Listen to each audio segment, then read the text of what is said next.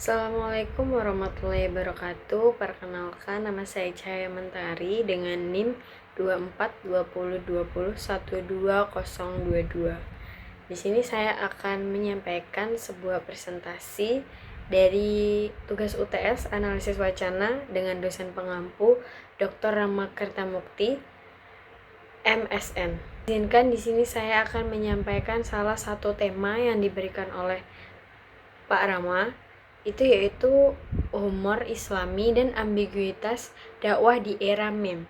Di sini saya mengambil analisis sebuah konten YouTube Main Hakim Sendiri, di mana episode tersebut memiliki bintang tamu Habib Ja'far. Selanjutnya pendahuluan, di mana yang melatar belakangi tema tersebut ialah di mana perkembangan media sosial itu melahirkan gaya dakwah baru yang santai dan lucu.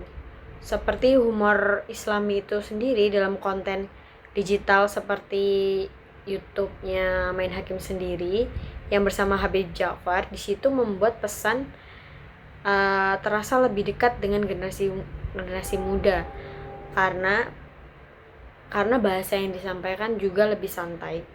Namun gaya ini juga menimbulkan sebuah ambiguitas dakwah, karena sebagian audiens itu lebih menyoroti hiburannya daripada nilai spiritual yang disampaikan. Jadi dalam program ini itu Habib Ja'far menyampaikan sebuah nilai-nilai Islam melalui gaya humor dengan bahasa gaul, juga analogi yang cerdas. Jadi dakwah seperti ini itu efektif untuk menjangkau masyarakat lebih luas, tetapi juga menimbulkan sebuah ambiguitas karena sebagian audiens itu lebih menyoroti unsur komedinya daripada nilai spiritual yang dibawakan. Ambiguitas ini itu penting untuk dikaji karena itu berpengaruh terhadap cara masyarakat itu memahami nilai-nilai keislaman di era digital ini. Jika tidak diimbangi dengan kesadaran etis, dakwah dalam bentuk humor itu bisa kehilangan makna spiritualnya dan hanya menjadi bagian dari budaya hiburan semata.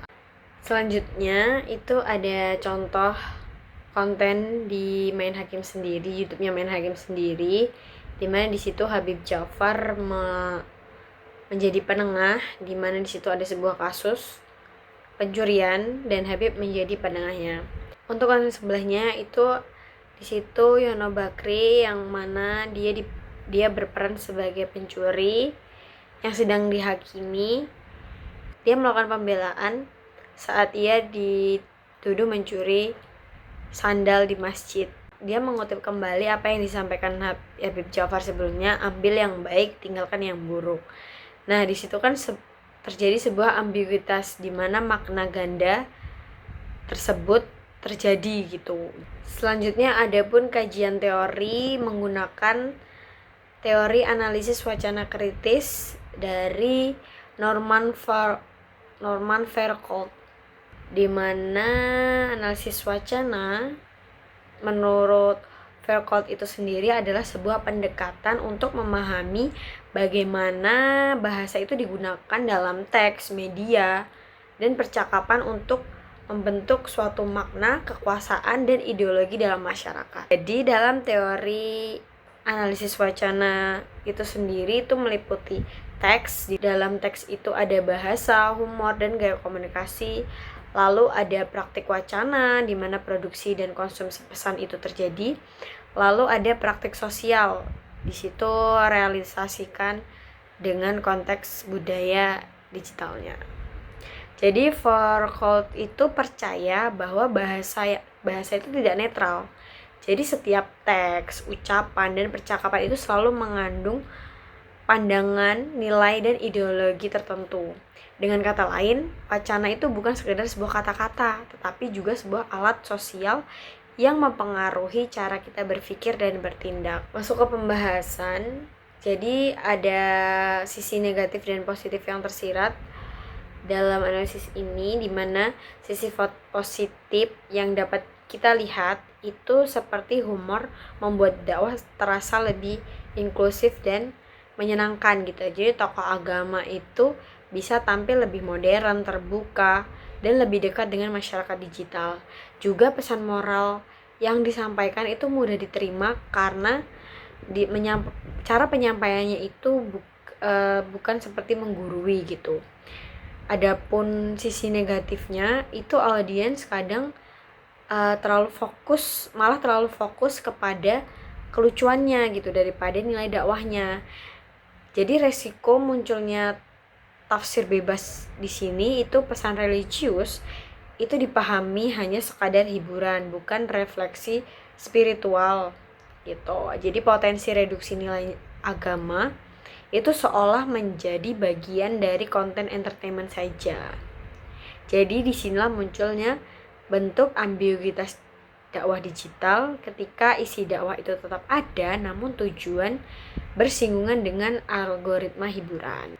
Adapun analisis teksnya yaitu humor Habib Ja'far mendekatkan pesan Islam tapi membuat tafsir ganda, di mana pilihan kata dan candaan itu bukan sekedar lucu, tetapi juga sebuah alat retorika dakwah.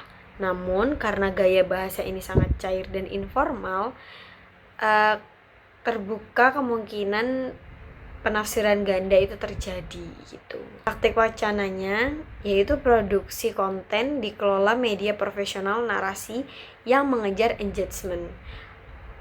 Lalu audiens beragam, ada yang reflektif dan ada juga hanya mencari sebuah hiburan. Dengan memahami ini, kita itu jadi tahu bahwa ambiguitas itu bukan hanya dari isi dakwah, tetapi juga dari cara media dan audiens memperlakukan dakwah itu sendiri. Selanjutnya ada pada praktik sosialnya, yaitu budaya digital mendorong pesan singkat, cepat, dan lucu. Dakwah juga menyesuaikan selera publik digital. Nah, di sini akibatnya itu membuat nilai religius berpotensi itu direduksi menjadi sekedar hiburan. Jadi nilai-nilai religius pun disesuaikan dengan selera publik agar tetap menarik. Untuk selanjutnya di sini ada implikasi dan rekomendasi. Yang pertama yaitu dakwah digital perlu menonjolkan pesan refleksi di balik humor. Jadi dengan demikian audiens itu tidak hanya tertawa, tetapi juga memahami pesan spiritual yang ingin disampaikan. Lalu kreator dakwah harus sadar etika dan konteks media. Setiap candaan, analogi, atau narasi dakwah itu perlu mempertimbangkan sebuah etika komunikasi dan sensitivitas nilai agama. Jadi bukan hanya mengejar popularitas saja gitu. Selanjutnya yaitu perlu panduan dakwah digital, batas humor, bahasa santun, dan menjaga kesakralan pesan. Dengan begitu, dakwah digital itu dapat berkembang sebagai media edukatif yang tetap menghormati nilai-nilai keagamaan dan budaya masyarakat. Lalu ada audiens perlu berpikir kritis agar tidak berhenti pada lapisan hiburan. Jadi masyarakat itu diharapkan tidak hanya terhenti pada lapisan hiburan, tetapi mampu menangkap nilai spiritual dan sosial yang lebih dari pesan dakwah tersebut. Kesimpulannya yaitu dakwah humor digital itu efektif menarik minat muda, namun rawan terjadinya ambiguitas makna. Melalui teori Foucault ini, ambiguitas itu muncul karena pengaruh bahasa, media, dan budaya digital. Jadi diperlukan keseimbangan antara estetika hiburan tersebut dan etika pesan spiritual agar dakwah tetap ternilai. Terima kasih, demikian yang dapat saya sampaikan. Mohon maaf jika banyak kurangnya. Untuk kritik, saran, ataupun pertanyaan bisa dilampirkan. Saya akhiri, wassalamualaikum warahmatullahi wabarakatuh.